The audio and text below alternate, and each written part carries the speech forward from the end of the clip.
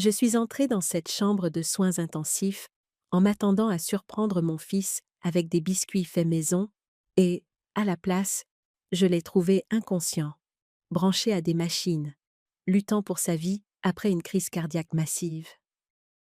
Mais sa femme, Nora, n'était pas en train de pleurer à son chevet. Elle était aux Maldives, publiant des stories Instagram avec un autre homme, dépensant l'argent de David comme si c'était de l'eau. Alors, j'ai fait ce que n'importe quelle mère aimante aurait fait. J'ai gelé chaque compte bancaire auquel il lui avait donné accès. Si vous regardez cette vidéo, abonnez-vous et dites-moi d'où vous regardez. Maintenant, laissez-moi revenir en arrière et vous raconter comment j'en suis arrivée là, car cette histoire commence 3 mois plus tôt, lorsque j'aurais dû voir les signes avant-coureurs. Mais quand on a 68 ans et que son fils est tout son monde, on a tendance à ignorer les drapeaux rouges, surtout août, quand ils sont agités par une belle fille qui sourit tout en affûtant ses couteaux. C'était un mardi de juin quand Nora m'a appelé, sa voix dégoulinant de cette fausse douceur que j'avais appris à reconnaître. « Marguerite, ma chérie, David travaille si dur ces derniers temps. Je prépare une petite escapade pour nous, juste pour l'aider à se détendre. » J'aurais dû poser des questions à ce moment-là. J'aurais dû me demander pourquoi elle avait besoin des informations de ma carte de crédit, juste en cas d'urgence, pendant leur voyage. Au lieu de cela, comme l'idiote que j'étais, j'ai transmis mes informations financières à une femme qui isolait systématiquement mon fils de moi depuis 2 ans. Oh, elle était habile. Jamais rien de dramatique. Juste de petits commentaires ici et là. « Ta mère semble fatiguée, chérie. Peut-être qu'on ne devrait pas l'accabler avec le dîner cette semaine. » Ou mon préféré. « Marguerite devient un peu oublieuse, n'est-ce pas? Peut-être devrions-nous limiter son accès aux petits-enfants. » Les petits-enfants, Emma, 8 ans, et le petit Jacques, 5 ans, 2 belles âmes que je ne voyais presque plus parce que Tati Nora avait toujours de meilleurs plans pour eux. Des plans qui, curieusement, n'incluaient jamais grand-mère. Mais je m'égare.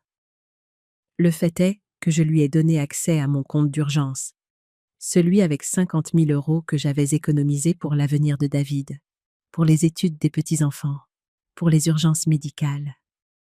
L'ironie ne m'échappe pas maintenant. 3 mois plus tard, me voici dans une chambre d'hôpital stérile, à regarder mon fils se battre pour sa vie, pendant que sa femme est à l'autre bout du monde, probablement en train de trinquer à sa bonne fortune avec du champagne et le charme de son amant. Les infirmières m'ont dit que David était seul quand il s'est effondré au travail, seul. Pas de femme se précipitant à ses côtés. Pas d'appel téléphonique frénétique à la famille. Juste mon fils inconscient et un message vocal sur son téléphone de Nora disant qu'elle rappellerait plus tard parce qu'elle avait un problème de décalage horaire. Problème de décalage horaire. C'est ainsi qu'elle appelait le fait d'abandonner son mari lors d'une crise médicale. J'ai sorti mon téléphone et ouvert mon application bancaire. Mes doigts étonnamment stables alors que je naviguais vers la section de gestion des comptes. La technologie n'est peut-être pas mon point fort, mais j'apprends vite quand je suis motivée. Et rien ne motive comme une fureur juste mêlée à l'instinct protecteur d'une mère. Compte gelé, historique des transactions téléchargées, et puis j'ai fait quelque chose qui m'a surprise moi-même. J'ai appelé ma vieille amie Pascale, celle qui était devenue détective privée après son divorce. Si Nora pensait qu'elle pouvait jouer avec l'argent de ma fille, à 1000 pendant que mon fils était mourant, elle était sur le point d'apprendre que cette vieille femme avait plus de combativité en elle qu'elle ne l'aurait jamais imaginé. Le téléphone s'est mis à sonner exactement 47 minutes après que j'ai gelé les comptes. Je le sais parce que je chronométrais, assise dans cette chaise d'hôpital inconfortable, regardant la poitrine de David se soulever et s'abaisser avec une précision mécanique, pendant que j'attendais que le monde de Nora s'effondre. Marguerite? Sa voix était tendue, la panique commençant à percer son sang-froid habituel. Il semble y avoir un problème avec les cartes. Tout est refusé. Oh, ma chère, dis-je, ma voix parfaitement calme. Comme c'est inconvénient pour vous. Où avez-vous dit que vous étiez déjà? Il y eut une pause. Une longue. Je suis dans une retraite spa pour mon anxiété. Vous savez à quel point le stress du travail de David m'inquiète. Une retraite spa, bien sûr. C'est ainsi qu'elle appelait l'hôtel 5 saisons aux Maldives, où mon amie détective privée avait déjà confirmé qu'elle s'était enregistrée il y a 3 jours avec un compagnon masculin. Un compagnon masculin qui n'était certainement pas mon fils, étant donné que David avait travaillé des journées de 12 heures au cabinet d'avocat toute la semaine. « Quel spa ?» demandai-je doucement. Je pourrais le recommander aux dames de mon club de lecture. Une autre pause, plus longue cette fois. C'est très exclusif. Vous n'en auriez probablement pas entendu parler. Essayez-moi, dis-je, en regardant une infirmière vérifier la perfusion de David. Je suis plus au courant que vous ne le pensez. Le silence s'étira si longtemps que je me demandais si l'appel avait été coupé. Puis, Marguerite, de quoi s'agit-il vraiment? Pourquoi les comptes sont-ils gelés? Eh bien, ma chérie, dis-je, utilisant son me affectueux condescendant préféré contre elle. Quand je suis arrivée à l'hôpital et que j'ai trouvé mon fils inconscient et seul, sans savoir où sa tendre épouse pouvait bien être, j'ai pensé qu'il valait mieux sécuriser ses actifs financiers. Vous comprenez? Les factures médicales peuvent être si chères. Vous n'aviez pas le droit? En fait, j'en avais tout à fait le droit. Ce qui est amusant avec les comptes joints, Nora. Quand mon nom y figure en tant que contact d'urgence et co-signataire, je peux faire tout ce que je juge nécessaire pour protéger les intérêts de mon fils. Et dépenser son argent dans des vacances de luxe, pendant qu'il se bat pour sa vie, ne semble pas être dans son meilleur intérêt, n'est-ce pas? Je pouvais l'entendre respirer. Je pouvais presque la voir calculer son prochain mouvement. Nora était beaucoup de choses. Manipulatrice, froide, calculatrice. Mais elle n'était pas stupide. Elle savait qu'elle le s'était fait prendre. Je comptais revenir immédiatement quand j'ai appris. Quand vous avez appris quoi, exactement? L'interrompis-je. Parce qu'à ma connaissance, l'hôpital essaie de vous joindre depuis 18 heures. Votre téléphone semble fonctionner très bien pour les publications Instagram, cependant. De magnifiques couchers de soleil, d'ailleurs. Les Maldives ont l'air magnifiques à cette période de l'année.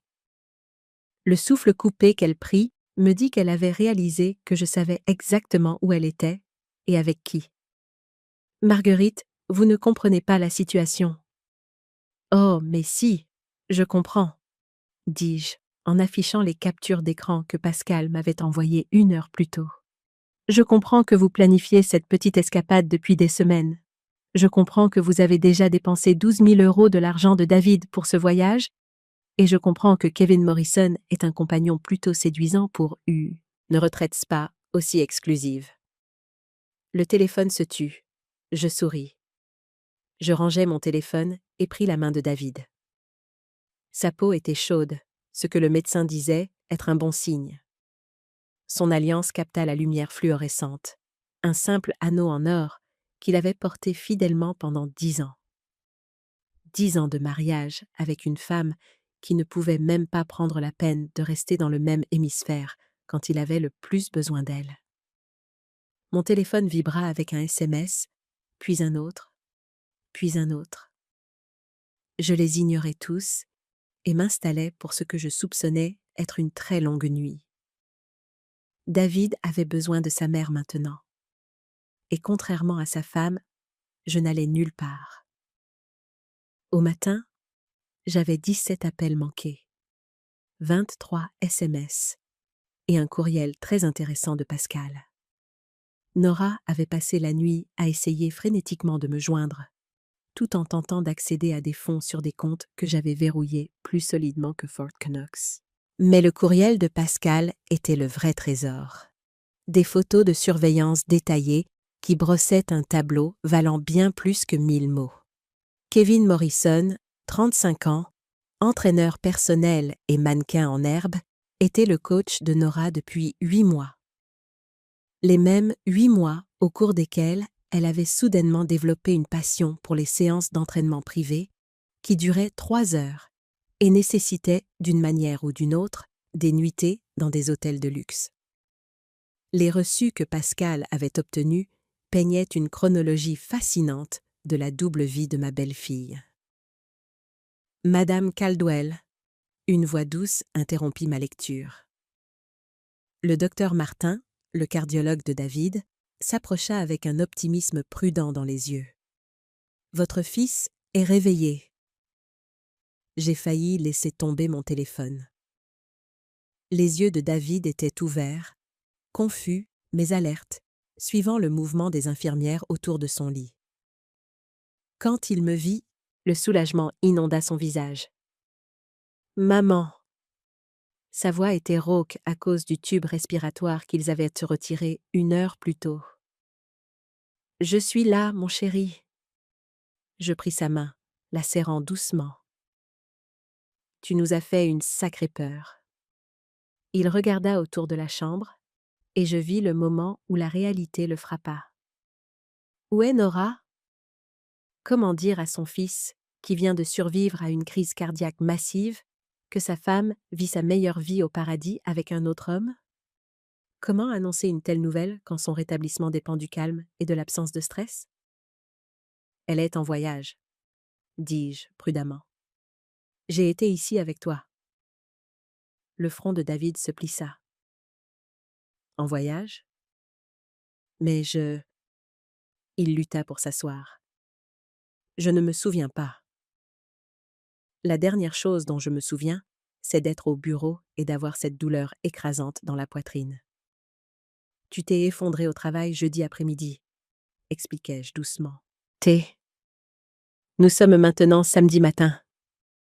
Tu as été inconscient pendant presque 2 jours. » La confusion dans ses yeux était déchirante. Mais Nora, elle aurait été là. Elle aurait... Il s'arrêta, son regard tombant sur les fleurs que j'avais apportées de mon jardin, les seules fleurs dans la chambre. « Maman, où est ma femme ?» Avant que je puisse formuler une réponse qui ne ferait pas monter sa tension en flèche, mon téléphone sonna. Le nom de Nora s'afficha à l'écran, et les yeux de David se fixèrent immédiatement dessus. « C'est elle, » dit-il. « Réponds, s'il te plaît. » Je regardais le visage plein d'espoir de mon fils. Puis la photo de surveillance toujours ouverte sur mon téléphone, montrant sa femme enlacée à un autre homme sur une plage qui coûtait plus d'argent que la plupart des gens n'en gagnaient en 1 an. À cet instant, je pris une décision qui allait tout changer. « Allô, Nora. » Je répondis, mettant le téléphone sur H, haute-parleur, avant que David ne puisse protester. « Marguerite, Dieu merci. J'ai essayé de te joindre toute la nuit. »« Comment va David ? » ?»« L'hôpital ne veut rien me dire à cause des lois sur la confidentialité, et j'essaie d'avoir un vol de retour, mais tout est complet. »« Doucement, » dis-je calmement. « David est réveillé et stable. Il peut t'entendre. »« David ?» Sa voix monta d'un ton, plus dramatique. « Chérie, je suis tellement désolée de ne pas être là. Je suis coincée dans cet endroit horrible sans connexion. Et je viens juste d'apprendre pour ton accident. »« Accident ?» l'interrompis-je. « Qui t'a dit que c'était un accident ?» Une autre pause. « Je voulais dire sa crise cardiaque. Bien sûr, j'ai mal parlé parce que je suis si bouleversée. » David me regardait maintenant. Quelque chose changeait dans son expression. il avait toujours été perspicace. Mon fils, un avocat brillant, parce qu'il pouvait lire les gens et les équations comme des livres ouverts. Et en ce moment, il lisait la situation entre sa mère et sa femme comme la trahison qu'elle était. « Nora, dit-il doucement, sa voix portant une force qui me surprit vu son état. Dans quel endroit horrible es-tu coincée? Je pensais que tu étais à cette retraite de yoga en Provence. Je regardais le monde soigneusement construit de ma belle-fille commencer à s'effondrer à travers le haut-parleur d'un téléphone dans une chambre d'hôpital, et je réalisais que parfois, la vérité n'a pas besoin d'être livrée en douceur. Parfois, elle doit arriver comme un train de marchandises, rapide et impossible à ignorer. La retraite a été déplacée. C'est un programme de bien-être itinérant. Mais David n'écoutait plus. Il me regardait, et dans ses yeux, il y avait une question à laquelle je n'étais pas prête à répondre. Pas encore. « Maman, dit David, après que j'ai raccroché au nez des explications de haine plus frénétique de Nora. Qu'est-ce que tu ne me dis pas? Je redoutais ce moment depuis que j'étais entrée dans sa chambre. Mais en regardant mon fils, pâle, vulnérable, mais avec cette lueur d'acier familière dans les yeux qui me rappelait qu'il était bien mon enfant, je réalisais qu'il méritait la vérité. Ou du moins, une partie. Ta femme n'est pas à une retraite de yoga, dis-je simplement. Elle est aux Maldives. Depuis 3 jours, depuis avant ta crise cardiaque. David ferma les yeux, et un instant, je crus avoir commis une terrible erreur. Son moniteur cardiaque affichait des lectures élevées, et j'attrapais le bouton d'appel. « Ne fais pas ça, » dit-il doucement. Je ne suis pas surpris, maman. Déçu, mais pas surpris. Cela me cloua sur place. Que veux-tu dire? Je sais que quelque chose ne va pas depuis des mois. Les appels téléphoniques secrets, les nouveaux vêtements, l'intérêt soudain pour le fitness. Il a échappé un rire amer qui se transforma en tout. J'ai engagé un détective privé il y a 6 semaines. Mon fils avait engagé un détective privé 6 semaines avant même que je pense à appeler Pascal. Et? Demandai-je, bien que je soupçonnais de connaître la réponse. Kevin Morrison, entraîneur personnel. Ils ont une liaison depuis 8 mois. La voix de David était factuelle, comme s'il discutait d'une affaire juridique plutôt que de son mariage. Ce que je ne savais pas, c'est qu'elle avait pris des vacances pendant que j'étais en train de mourir. Le moniteur bipa régulièrement alors que nous restions en silence, digérant cette révélation. Mon fils n'était pas seulement une victime. C'était un homme qui avait rassemblé des preuves, planifiant son prochain coup. L'avocat en lui avait pris le relais, là où le mari avait échoué. « David, pourquoi n'as-tu pas… » Parce que j'espérais me tromper, dit-il. Et parce que voulais gérer ça proprement, légalement. Un divorce peut devenir compliqué quand il y a des actifs en jeu. Les actifs, bien sûr. David avait très bien réussi en tant qu'avocat d'affaires. La maison, les investissements, la police d'assurance vie, le fonds en fiducie que je l'avais aidé à établir pour les enfants. Nora avait beaucoup à gagner dans un divorce, surtout si elle pouvait prouver une détresse émotionnelle ou prétendre qu'il avait été un mari absent. Mais l'adultère restait l'adultère, et les preuves étaient des preuves. « Alors, quel était ton plan ?» demandai-je. David sourit alors, le premier vrai sourire que j'avais vu depuis son réveil. Eh bien, c'était de rassembler suffisamment de preuves pour protéger mes actifs et m'assurer de garder la garde d'Emma et de Jacques. Mais maintenant, il fit un geste faible vers la chambre d'hôpital. Maintenant, je pense que mon plan vient de devenir beaucoup plus intéressant. Comment ça? Parce que ma tendre épouse vient de m'abandonner pendant une urgence médicale pour continuer sa liaison au paradis. En utilisant mon argent, je suppose? Je hochai la tête. Elle a essayé de dépenser 12 000 € hier seulement.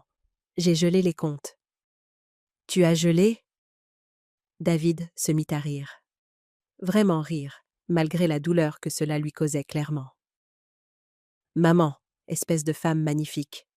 Tu as gelé ses comptes pendant qu'elle était aux Maldives. Elle avait accès à tes fonds d'urgence. J'ai supprimé cet accès. Donc, elle est coincée là-bas. Eh bien, elle a l'argent liquide qu'elle a emporté et ce que Kevin peut se permettre. Mais ses cartes de crédit, ses cartes de débit et l'accès à tes comptes, complètement gelés.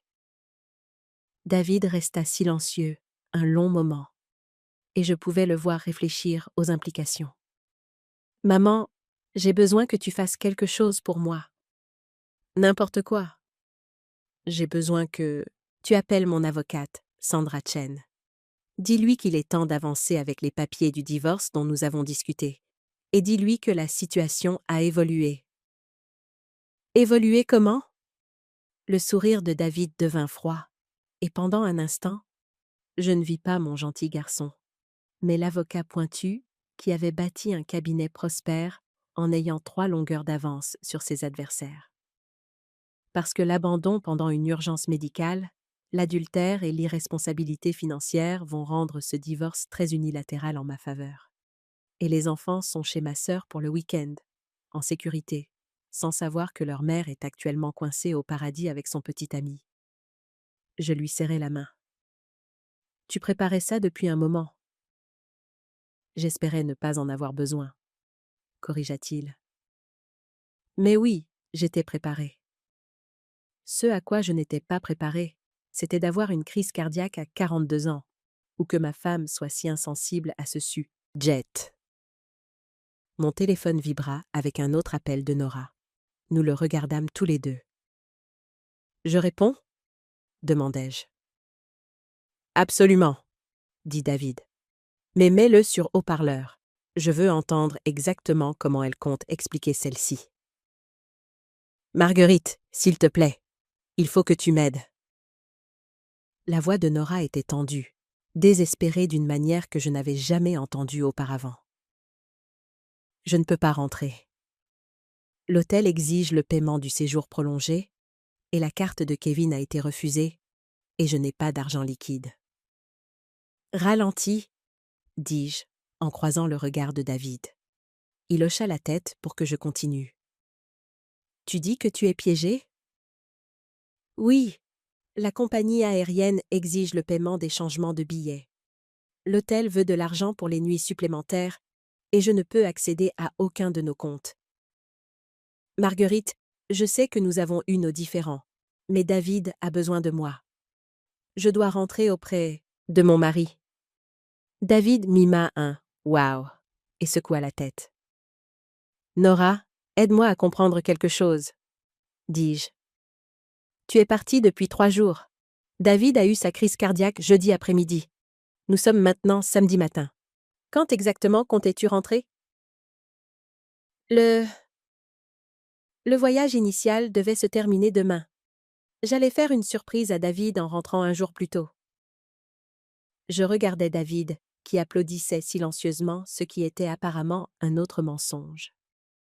Selon les informations de Pascal, Nora avait réservé le voyage pour 10 jours, pas un long week-end. « C'est intéressant, » dis-je, car selon la confirmation de réservation de l'hôtel, tu es censé rester jusqu'à jeudi prochain. Ça fait 5 jours de plus, Nora. Silence. Un long silence révélateur. Comment as-tu obtenu cette information?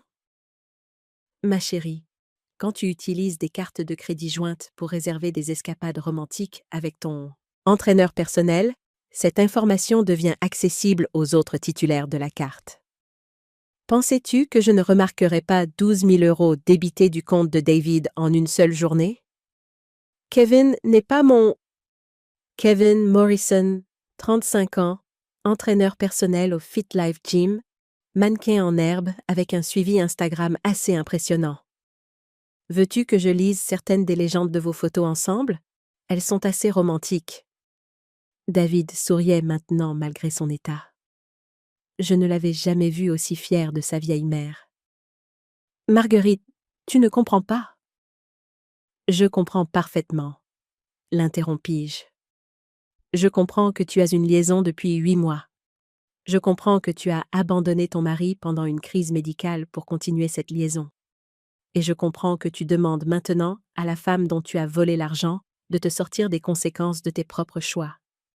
Je n'ai rien volé. Cet argent, nous appartient à tous les deux. En fait, David parla pour la première fois, sa voix portant facilement par-dessus le haut-parleur. Cet argent appartient à moi et à ma mère. Et depuis hier, tu n'as plus accès à quoi que ce soit. Le souffle coupé provenant du téléphone était audible même par-dessus le bruit ambiant de l'hôpital. David, chérie, tu es réveillée. J'ai été si inquiète.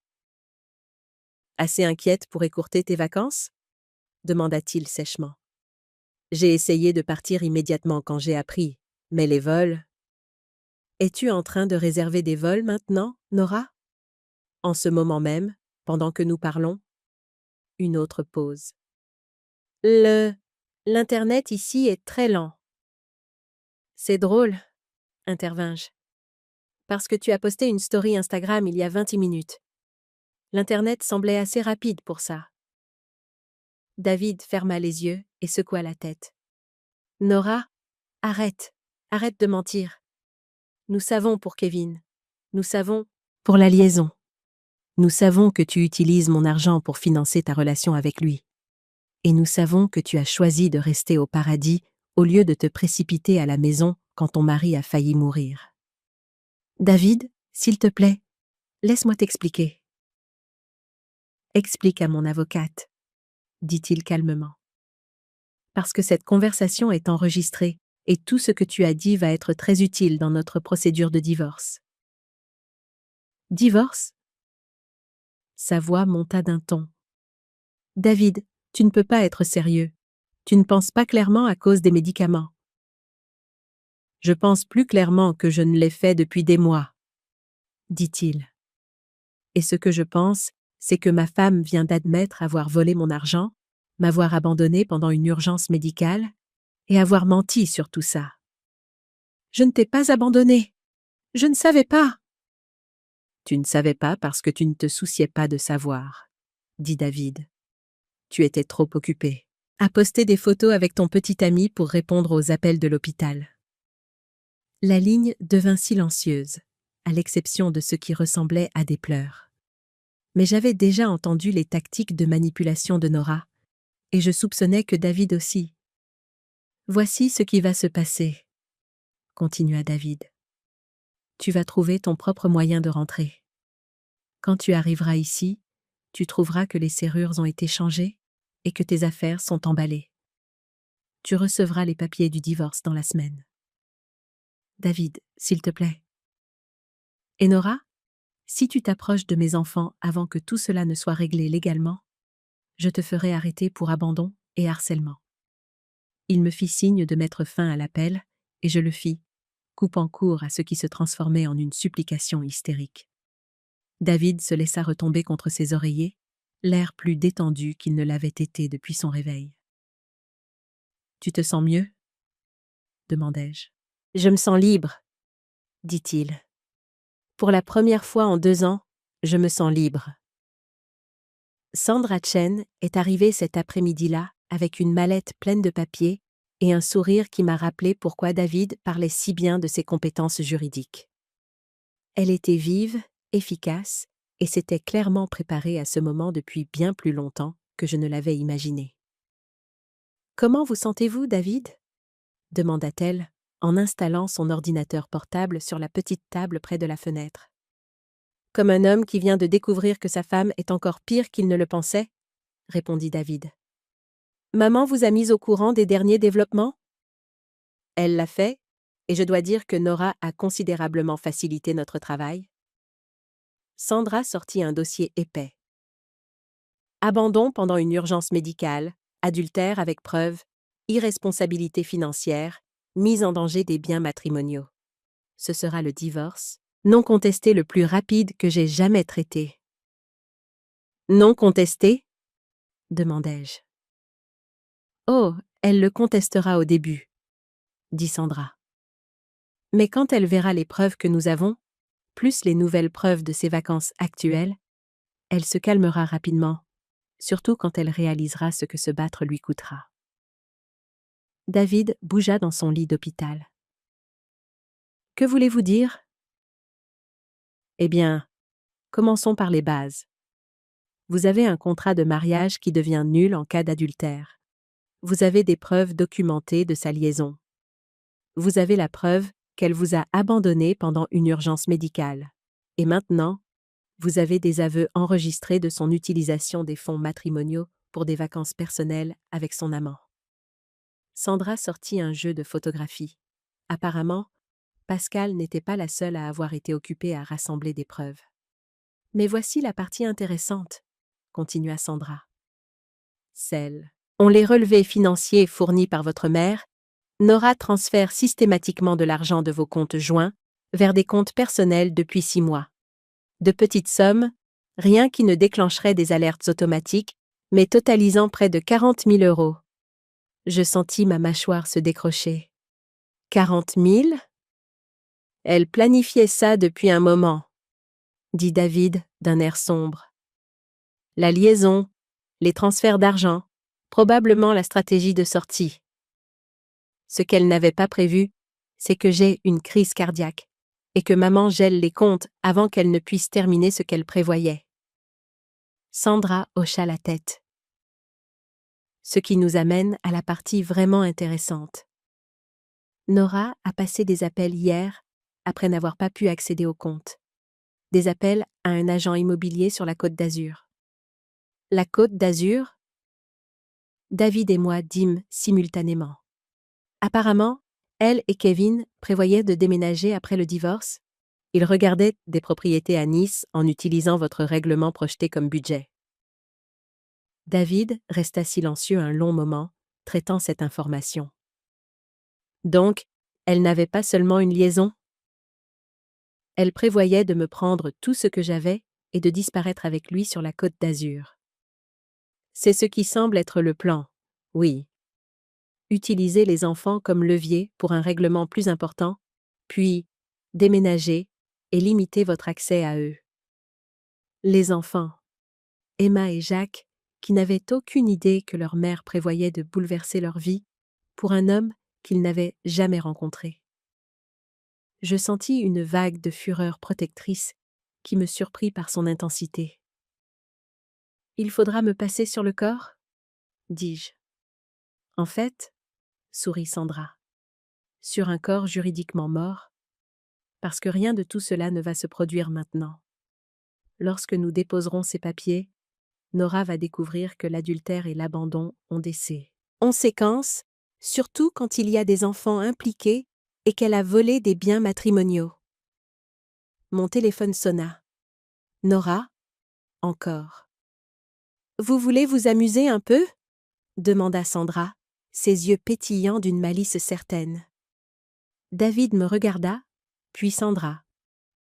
Quel genre d'amusement? Répondez, dit Sandra. Mais laissez-moi lui parler.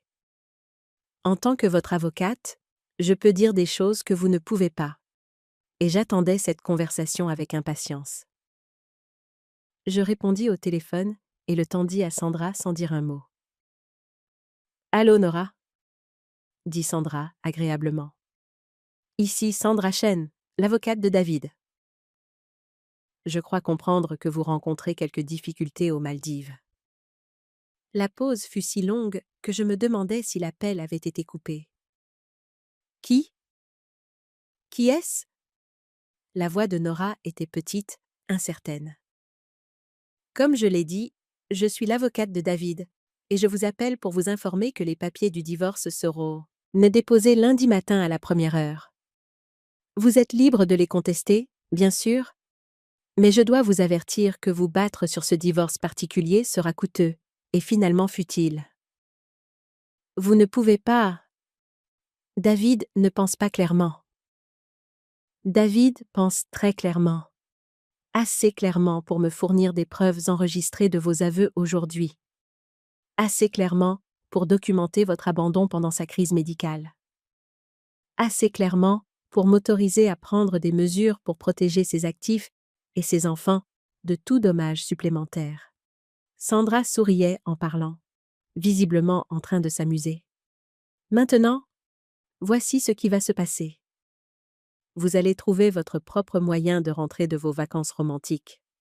À votre arrivée, vous découvrirez que votre accès aux biens matrimoniaux a été définitivement révoqué. Les serrures du domicile familial ont été changées et vos affaires sont emballées et attendent de être récupérées. Vous ne pouvez pas faire ça. En fait, si. L'adultère annule les protections de votre contrat de mariage, mais il n'annule pas ces restrictions.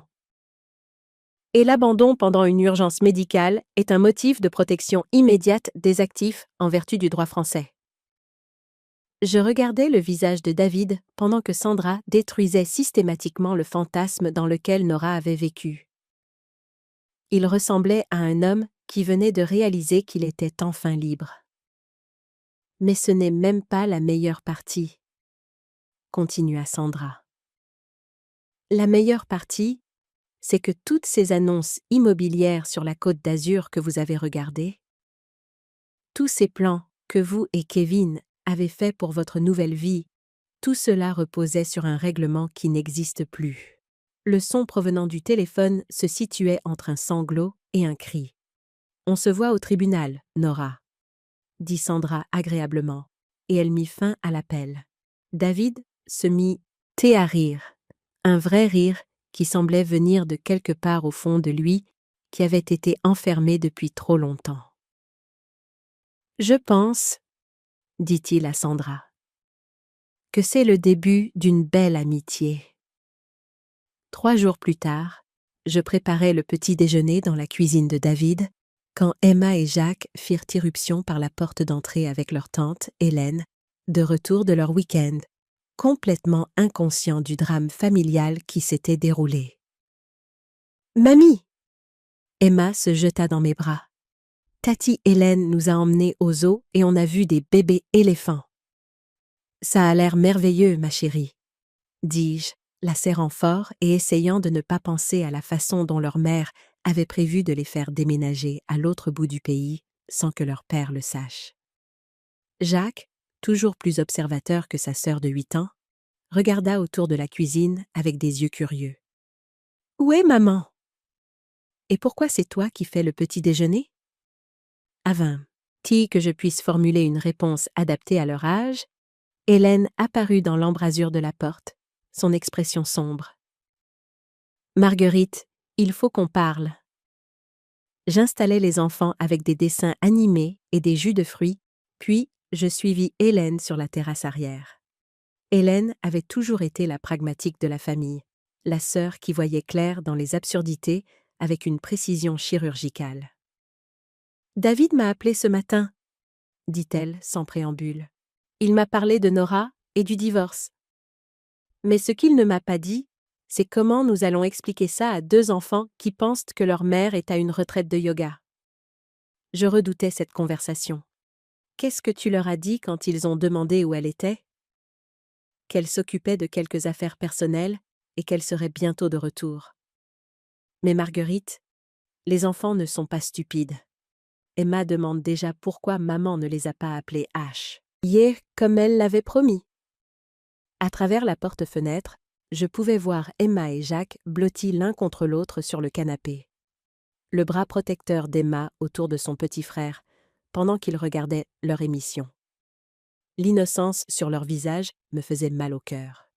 « David veut leur dire la vérité, » dis-je, d'une manière adaptée à leur âge, mais honnêtement.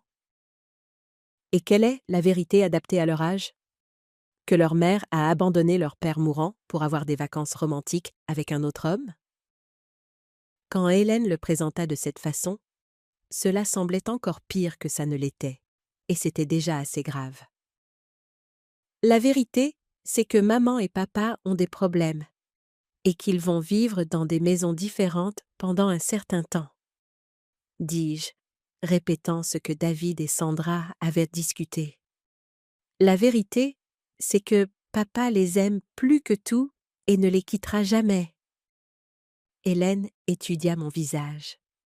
T'es la partie où maman a essayé de voler l'argent de papa et de les déménager sur la Côte d'Azur sans le dire à personne? Cette partie reste entre adultes pour l'instant. Bien, dit Hélène, parce que j'ai des informations qui vont rendre cette situation encore plus compliquée. Je sentis mon estomac se nouer. Quel genre d'informations? J'ai reçu un appel de mon amie Jessica ce matin. Elle travaille à l'aide sociale à l'enfance. Apparemment, quelqu'un a déposé une plainte hier, affirmant que David est un père inapte en raison de sa récente crise médicale et que ses enfants sont pris en charge par une femme âgée sans autorité légale. Les mots me frappèrent comme un coup physique. Nora. C'est ce que je suppose. Elle essaie de faire retirer les enfants de la garde de David et de les placer dans les services sociaux jusqu'à ce qu'elle puisse revenir et réclamer la garde. Je m'enfonçai dans l'une des chaises de la terrasse, mon esprit tournant à toute vitesse. Peut-elle faire ça? Elle peut essayer. Et si David est toujours à l'hôpital et que tu es la seule à t'occuper des enfants?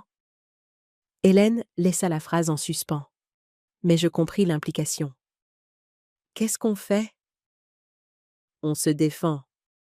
Mais d'abord, nous devons nous assurer que tu as le statut légal pour t'occuper de ces enfants. Sandra travaille déjà sur des papiers de garde d'urgence, mais ça prendra du temps.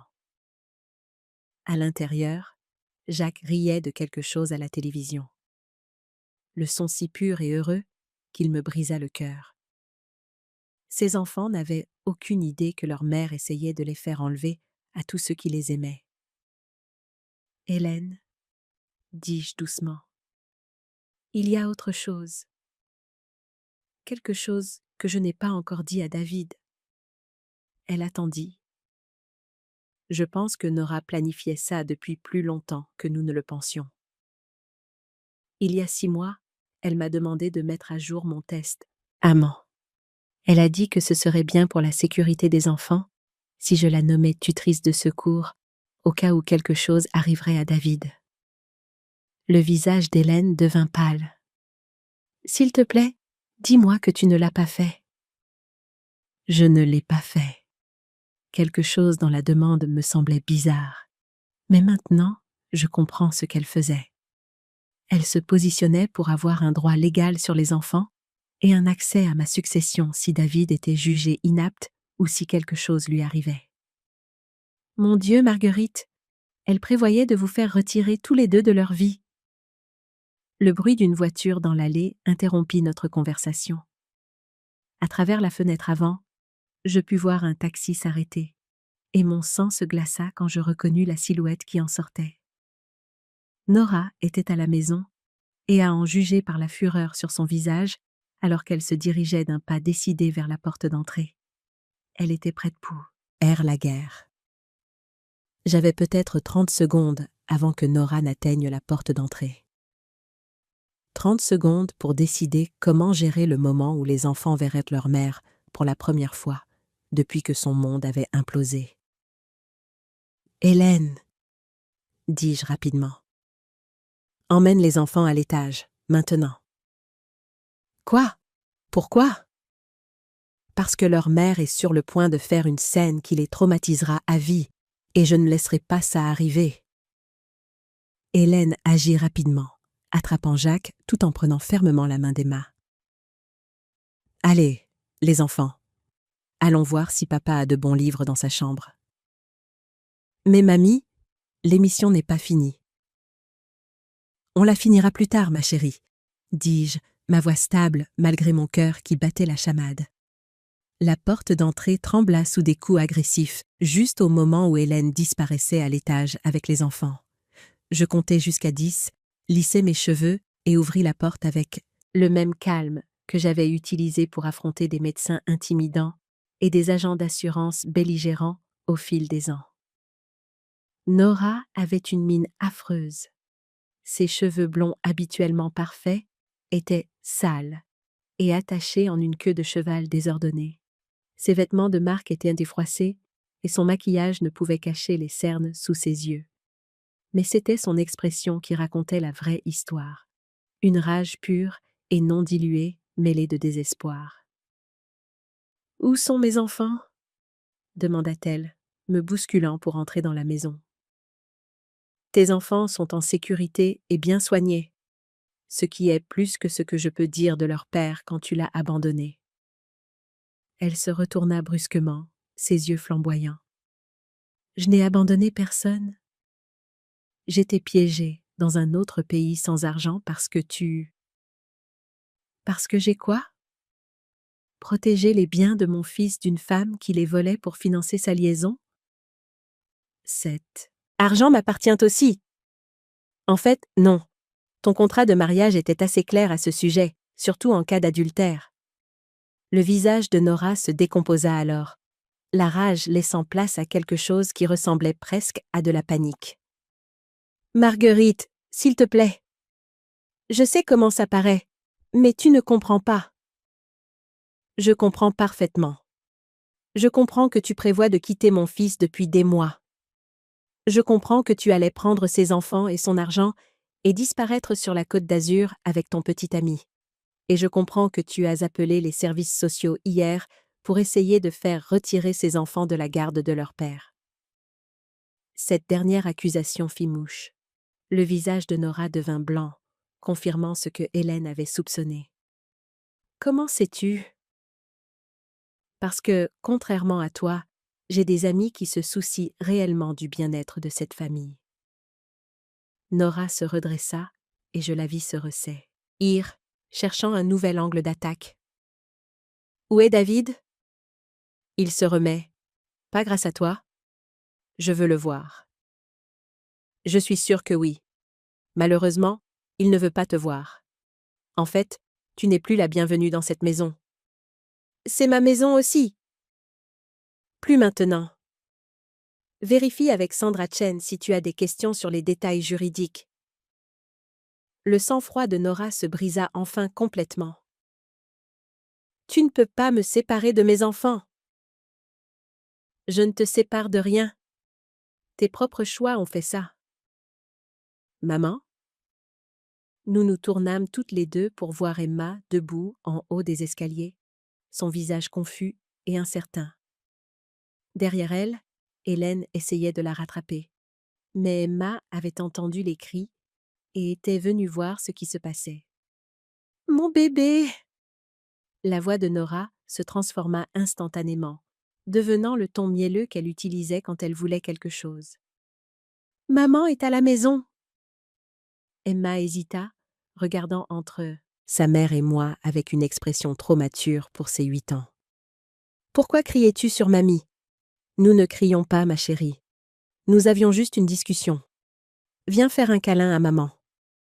Mais Emma ne bougea pas. Au lieu de cela, elle posa la question qui brisa toute illusion que Nora aurait pu avoir de contrôler ce récit. « Maman, papa est à l'hôpital. Pourquoi n'étais-tu pas là quand il est tombé malade ?»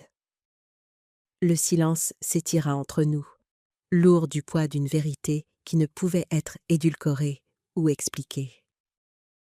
Nora leva les yeux vers sa fille, et pour la première fois depuis qu'elle avait franchi cette porte, elle sembla réaliser que ses actions avaient des conséquences au-delà des comptes bancaires et des papiers de divorce. « J'étais en voyage, mon bébé. Je suis venue dès que j'ai pu. Mais mamie était là. Mamie s'est occupée de papa. » La simple observation d'Emma portait plus de jugement que n'importe quel accusat. Tion d'adulte n'aurait pu le faire. De la bouche d'un enfant sortait la vérité. Au moment le plus important, la grand-mère avait été là et la mère non. Nora tenta de se reprendre. « Eh bien, je suis là maintenant, et je vais vous emmener, toi et Jacques, à la maison. »« C'est ici la maison, » dit fermement Emma. « Et papa a besoin de nous ici. » Je regardais Nora réaliser qu'elle avait perdu plus que son mariage et sa sécurité financière. Elle avait perdu la confiance inconditionnelle de ses enfants et contrairement aux ordonnances du tribunal et aux comptes bancaires, c'était quelque chose qu'aucun avocat ne pourrait l'aider à récupérer. L'impasse dans le salon fut rompue par le bruit d'une autre voiture dans l'allée. À travers la fenêtre, je pus voir Sandra Chen sortir de sa berline noire avec un dossier de papier et une expression déterminée qui suggérait qu'elle s'était attendue à cette confrontation. « Tu attends quelqu'un » Manda Nora » sa voix tendue de suspicion. « Toujours » répondis-je calmement. Sandra frappa une fois avant d'entrer, son attitude professionnelle intacte malgré la tension évidente dans la pièce. « Madame Caldwell » dit-elle à Nora avec une politesse froide. « J'espérais vous trouver ici. »« Je suis ici pour récupérer mes enfants et mes affaires, » dit Nora en croisant les bras sur la défensive. « Je crains que ce ne soit pas possible, » répondit Sandra en ouvrant son dossier. « J'ai ici une ordonnance de protection temporaire vous interdisant de retirer les enfants de la garde de leur père, ainsi qu'une ordonnance du tribunal pour des visites médiatisées uniquement. » Le visage de Nora passa du pâle au rouge vif. « Vous ne pouvez pas faire ça. »« En fait, si, nous le pouvons et nous l'avons fait. » Sandra lui tendit une liasse de papier. « Votre tentative de faire retirer les enfants de la garde de leur père par les services sociaux, UX pendant qu'il était hospitalisé, était mal avisée. »« Je les protégeais. » »« De quoi ? D'un père aimant et d'une grand-mère qui s'occupe d'eux pendant que vous étiez en vacances avec votre petite amie ? » Emma était toujours debout en haut des escaliers, écoutant chaque mot. Je pouvais la voir essayer de traiter des informations trop complexes et douloureuses pour une enfant de son âge. « Emma, ma chérie ?» appelai-je doucement. « Pourquoi n'irais-tu pas aider Tati Hélène avec Jacques ?» Mais Emma secoua la tête. « Je veux rester. Je veux comprendre ce qui se passe. » Nora leva les yeux vers sa fille, et pendant un instant, je vis quelque chose comme du remords traverser son visage. « Mon bébé, les histoires de grands sont compliquées. Est-ce que papa et toi vous divorcez ?» demanda directement Emma. La question resta en suspens dans l'air, comme une bombe que personne ne voulait désamorcer. « C'est quelque chose que Papa et moi devons discuter, » dit Nora prudemment. « Papa en a déjà discuté ?» dit Emma avec une honnêteté dévastatrice de 8 ans. « Il a dit à Tati Hélène que tu avais menti et que tu ne voulais plus être mariée. » Je regardais la façade soigneusement construite de Nora s'effondrer alors qu'elle réalisait que ses enfants avaient déjà entendu une version de la vérité qui la peignait comme la méchante qu'elle était réellement devenue. « Ce n'est pas... David n'avait pas le droit de vous monter contre moi. »« Il n'a monté personne contre toi, » dit fermement Emma. « Il nous a juste dit la vérité. » Sandra s'avança. « Madame Caldwell, je pense qu'il vaudrait mieux que vous partiez maintenant. Vous pouvez programmer des visites médiatisées par le biais du système judiciaire familial. » Des visites médiatisées ? Ce sont mes enfants. Des enfants que vous avez abandonnés pendant une crise familiale, des enfants que vous avez tenté de faire retirer de la garde de leur père par de fausses allégations. Des enfants que vous prévoyiez de déménager sans la connaissance ou le consentement de leur père. Chaque accusation frappait comme un coup de marteau. Et je pouvais voir Nora se dégonfler sous le poids de ses propres choix. « Je veux voir David, » dit-elle finalement, sa voix petite et désespérée. « Monsieur Caldwell a clairement indiqué qu'il ne souhaitait pas vous voir, sauf en présence d'avocat. »« S'il vous plaît. » Nora se tourna vers moi, des larmes coulant sur son visage. « Marguerite, s'il vous plaît. Je sais que j'ai fait des erreurs, mais j'aime mes enfants. J'aime ma famille. » Un instant, en regardant cette femme brisée implorant le pardon, je ressentis une lueur de pitié. Mais ensuite, Je me souvins de mon fils gisant inconscient dans ce lit d'hôpital, seul, parce que sa femme était trop occupée par sa liaison pour répondre aux appels d'urgence. « Si tu aimes, et ta famille ?» dis-je doucement. « Tu aurais été ici quand ils avaient besoin de toi. »« Je peux changer ? Je peux arranger ça ?» ?»« Certaines choses ne peuvent pas être arrangées, Nora. Certaines trahisons sont trop profondes. » Emma parla depuis les escaliers, sa jeune voix portant une sagesse qui me brisa le cœur. « Maman, tu es vraiment partie quand papa était malade ?» Nora leva les yeux vers sa fille, et je pus la voir lutter entre dire la vérité ou tenter un mensonge de plus. « Oui, » murmura-t-elle finalement. « Oui, je suis partie. » « Pourquoi ?» C'était une question si simple d'une enfant qui méritait une réponse simple, mais la vérité était trop compliquée, trop laide, trop adulte pour être expliquée. « Parce que, » dit Nora, sa voix se brisant, « j'ai fait de très très mauvais choix. » Emma hocha la tête solennellement, comme si cela avait enfin un sens pour sa compréhension du bien et du mal à 8 ans. « Je pense que tu devrais partir maintenant, » dit Emma avec une finalité tranquille. « Papa a besoin de guérir, et tu rends tout triste. » Et ça, réalisai-je, était le jugement le plus dévastateur de tous, prononcé non pas par des avocats ou des juges ou des adultes en colère, mais par une enfant qui avait simplement observé que la présence de sa mère apportait la tristesse au lieu de la joie. Nora partit sans un autre mot, ses épaules secouées par des sanglots silencieux. Sandra la regarda partir, puis se tourna vers moi. « Ça s'est mieux passé que prévu ?» Elle n'a pas contesté les ordonnances du tribunal.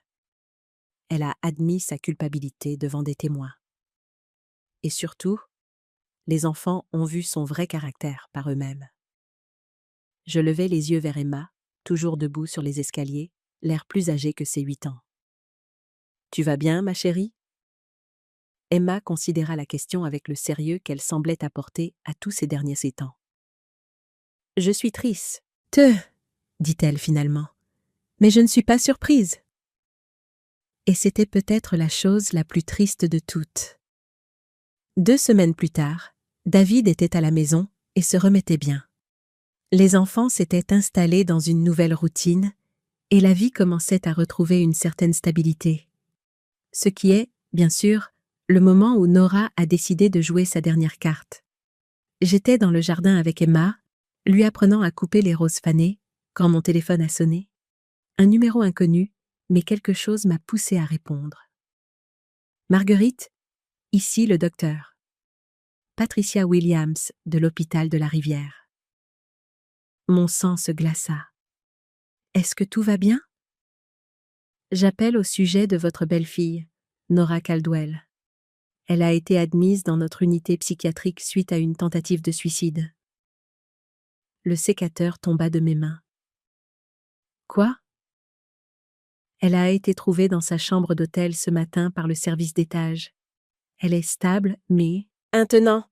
Mais elle a demandé à vous voir spécifiquement. Elle dit qu'elle a des informations sur votre famille que vous devez savoir. » Je regardais Emma, qui me regardait avec des yeux inquiets. « Pouvez-vous patienter un instant, s'il vous plaît ?» Je couvris le téléphone.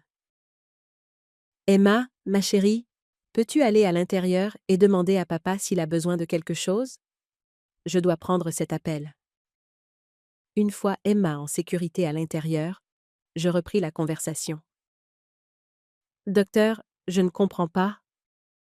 Pourquoi demanderait-elle à me voir spécifiquement ? Elle prétend avoir des informations sur des menaces envers votre fils et vos petits-enfants. Elle dit que quelqu'un a essayé de la forcer à quitter la ville de façon permanente, et elle a peur pour leur sécurité. » C'était un nouveau développement, et tout mon instinct me disait que c'était une autre manipulation. Mais si ce n'était pas le cas, « Je serai là dans 1 heure, » dis-je. Le service de psychiatrie de l'hôpital de la Rivière était stérile et triste, rempli de gens menant des batailles invisibles de l'extérieur. Nora était dans une petite chambre au bout du couloir, l'air fragile et brisé d'une manière qui semblait authentique pour la première fois depuis que je la connaissais. « Marguerite », dit-elle quand j'entrai, sa voix à peine plus qu'un murmure.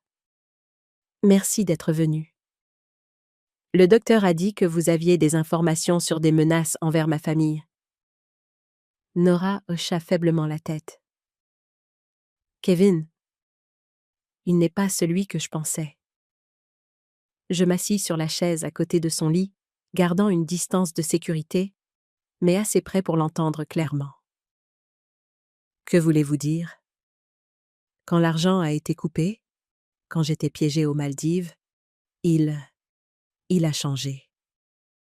Il a commencé à parler de la façon dont on pourrait obtenir de l'argent de la famille de David par d'autres moyens. Un frisson me parcourut. L'échine. Quels autres moyens? Il connaît votre situation financière, Marguerite. Il connaît vos investissements, votre assurance vie, vos biens. Il a fait des recherches sur votre famille depuis des mois. Comment saurait-il tout ça? Le visage de Nora se crispa de honte. Parce que je lui ai dit. Je lui ai donné accès à tous les documents financiers, pensant que nous planifions un avenir ensemble. Mais il ne planifiait pas un avenir avec moi. Il planifiait un avenir avec mon argent. Je me sentis nauséeuse. Quel genre de plan? Il a des relations avec des gens qui organisent des accidents pour les personnes âgées, pour que ça ait l'air naturel. Il m'a montré des articles sur d'autres cas, d'autres familles où des personnes âgées riches sont mortes subitement et leurs biens sont allés à des parents plus jeunes. La pièce sembla tourner autour de moi. Vous dites qu'il prévoyait de me faire tuer? Pas ce hurlement vous, murmura Nora. Vous et David. Faire passer ça pour un meurtre-suicide peut-être, ou un accident de voiture. Laisser les enfants orphelins pour que je puisse tout hériter et les emmener. Je m'agrippais aux accoudoirs de ma chaise, essayant de traiter cette information. Et vous étiez d'accord avec ça? Non. Enfin, au début, je pensais qu'il disait n'importe quoi parce qu'il était en colère à cause de l'argent. Mais ensuite, il a commencé à poser des questions spécifiques sur vos habitudes, sur les moments où vous étiez seul, sur les horaires des enfants. Quand avez-vous réalisé qu'il était sérieux? Quand il m'a montré la police d'assurance qu'il avait souscrite sur votre vie. Il planifiait ça depuis des mois, Marguerite, en m'utilisant pour obtenir des informations sur votre famille. Mon sang se glaça. Quelle police d'assurance? Il a réussi à se faire inscrire comme bénéficiaire sur une police R, liée à votre succession. Je ne comprends pas tous les détails juridiques, mais il m'a montré les papiers. S'il vous arrive quelque chose, il touche une somme substantielle. C'était impossible. Je n'avais jamais signé de document qui donnerait à Kevin Morrison accès à ma succession ou à mon assurance. Nora, j'ai besoin que vous me disiez exactement à quel document vous lui avez donné accès.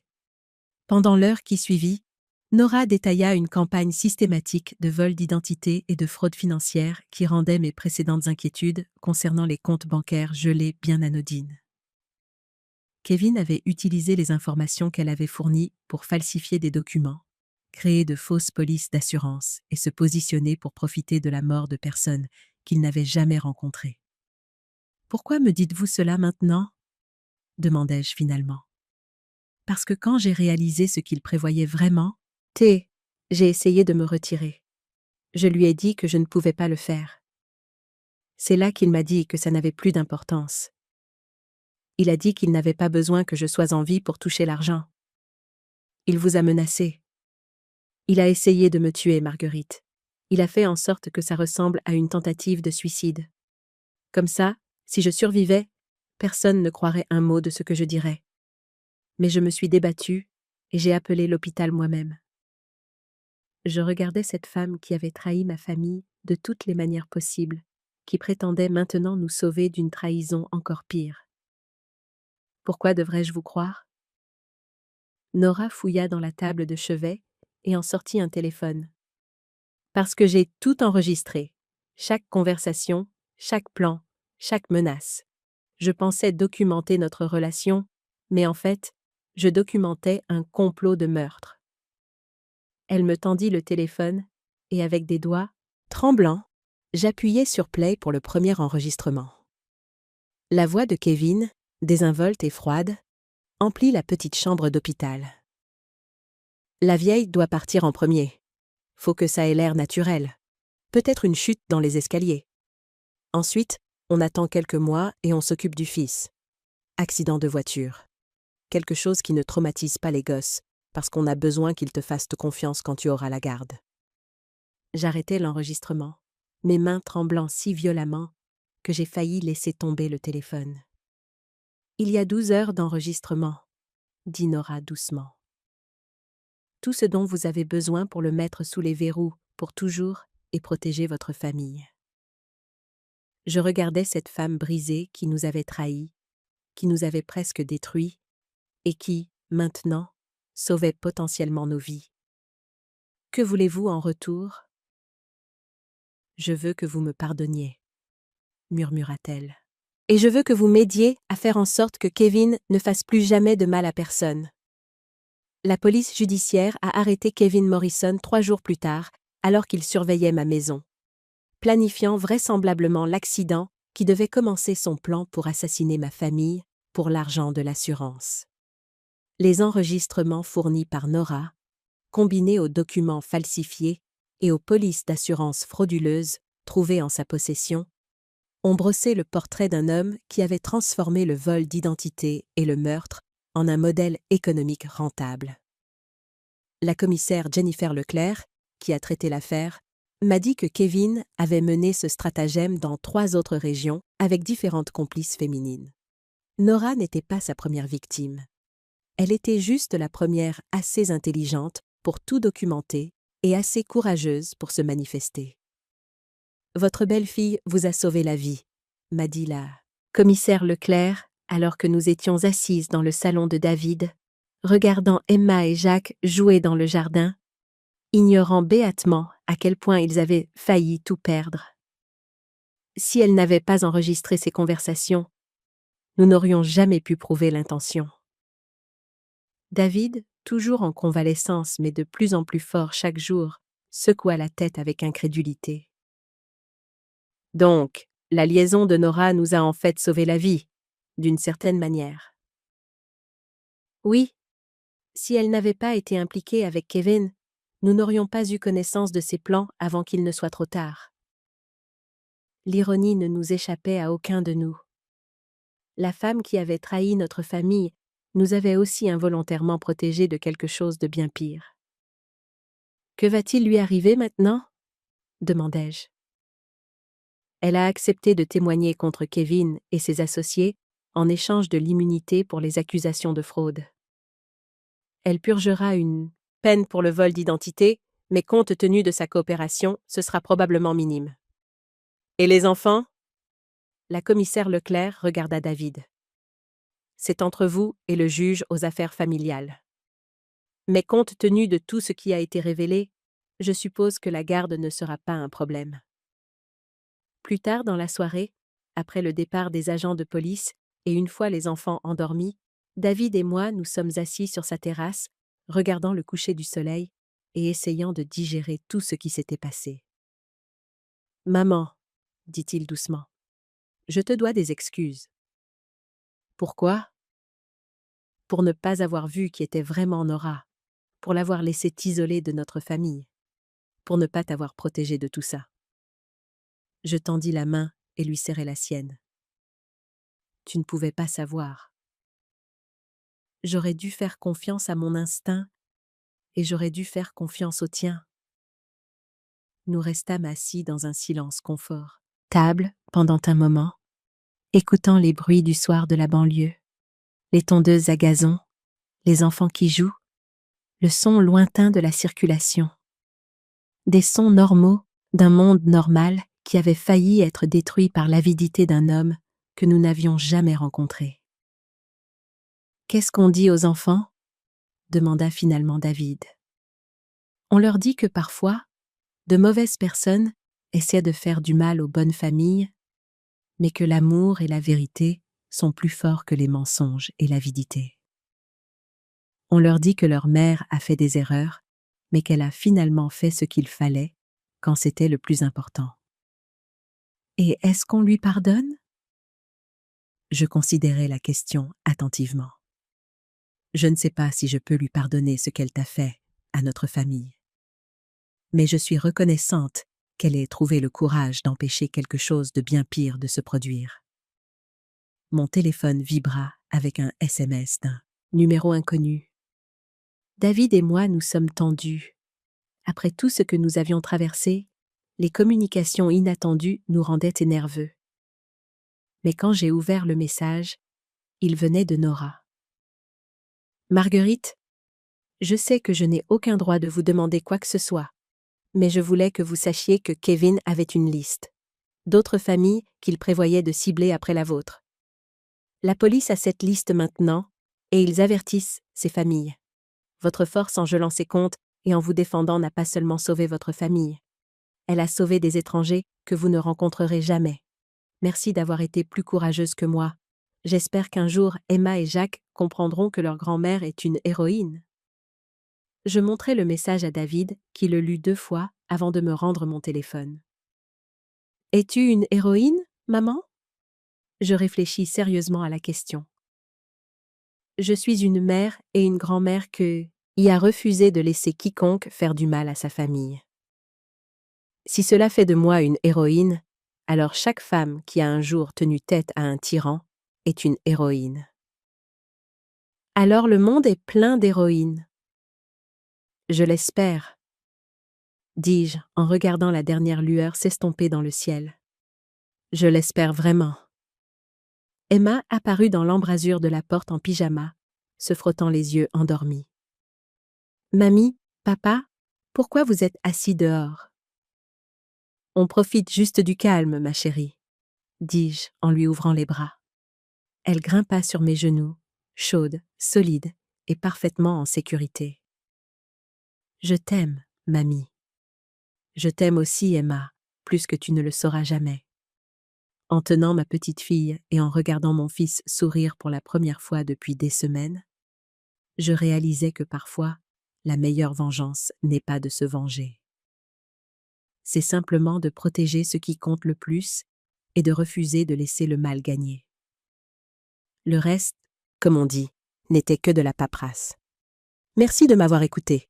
N'oubliez pas de vous abonner et n'hésitez pas à partager votre histoire dans les commentaires. Votre voix compte.